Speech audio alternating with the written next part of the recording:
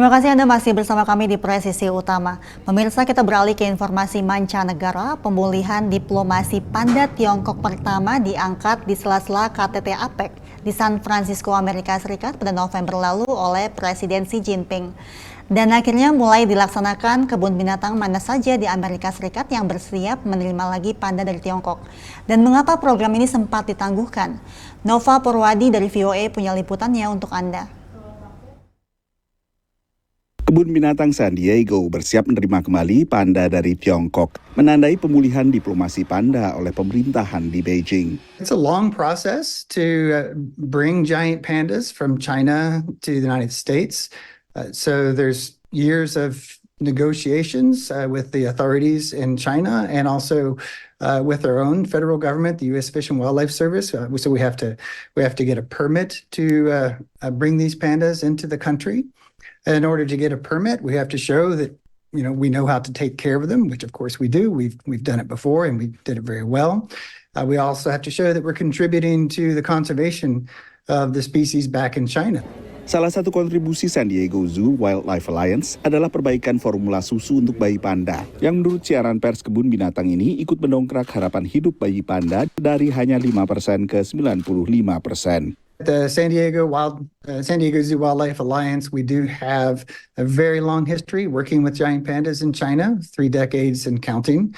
And when we returned our pandas back to China, we did not sever our relationships or stop working on giant pandas. We've continued to collaborate with our partners in China. We continue to do research and conservation. Both with the breeding centers there and also with the wild population as well. Juru bicara Kemlu Tiongkok mengkonfirmasi perjanjian panda dengan kebun binatang San Diego dan juga kebun binatang ibu kota Spanyol, Madrid.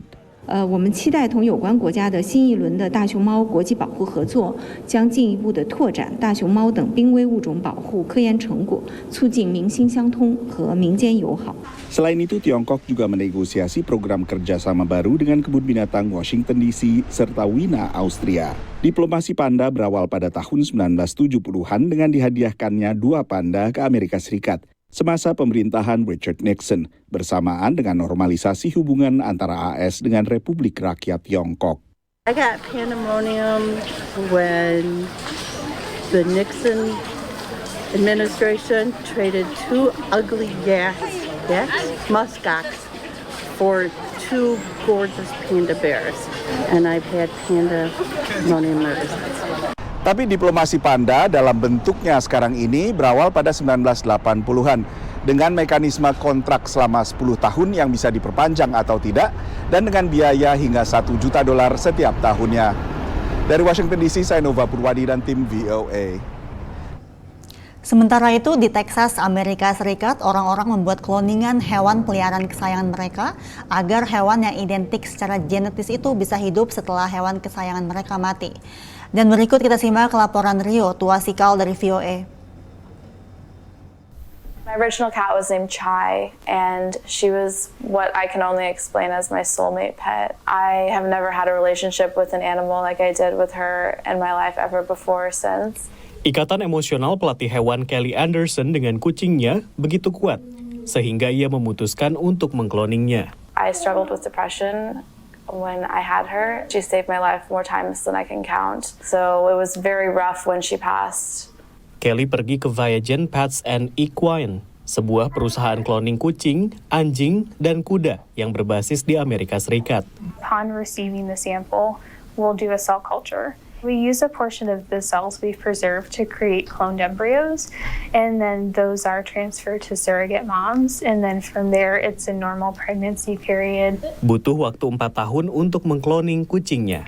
Kelly mengatakan meskipun lama, menunggu kucing itu datang, ibarat setitik cahaya di dalam kegelapan.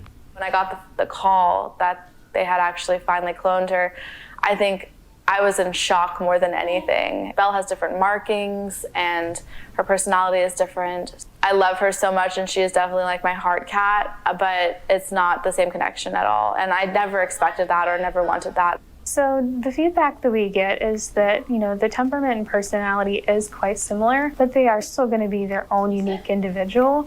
Cloning tidaklah murah. 6 tahun yang lalu, Kelly membayar $25.000 atau 390-an juta rupiah. I definitely took out a loan because I don't have that kind of money laying around. I'm just a broke dog trainer. I'm not Paris Hilton. Selebritas Paris Hilton menggunakan Viagen untuk mengkloning anjingnya dan menghasilkan 2 anak anjing baru. Musisi Barbara Streisand juga mendapatkan 2 anjing hasil cloning dari Coton de Tuileries kesayangannya. Kelly, yang memiliki akun Instagram untuk Belle bernama Clone Kitty, mengatakan meskipun ia dapat banyak cacian di media sosial, ia tidak menyesal. It was never about resurrecting her or reincarnating her. It was, I just wanted a piece of her to carry on. Belle is that small piece of her.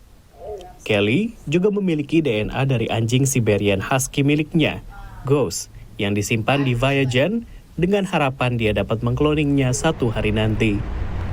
Isu cloning hewan, baik untuk penelitian maupun komersial, masih menjadi pro kontra di Amerika Serikat. Sebuah survei pada 2018 oleh Statista menunjukkan 51% responden menganggap cloning hewan salah secara moral, dan hanya 40% yang menganggapnya bisa diterima. Dari Washington DC, saya Rio Tuasikal dan tim VOA. Pemirsa, kami akan segera kembali usai jeda berikut ini.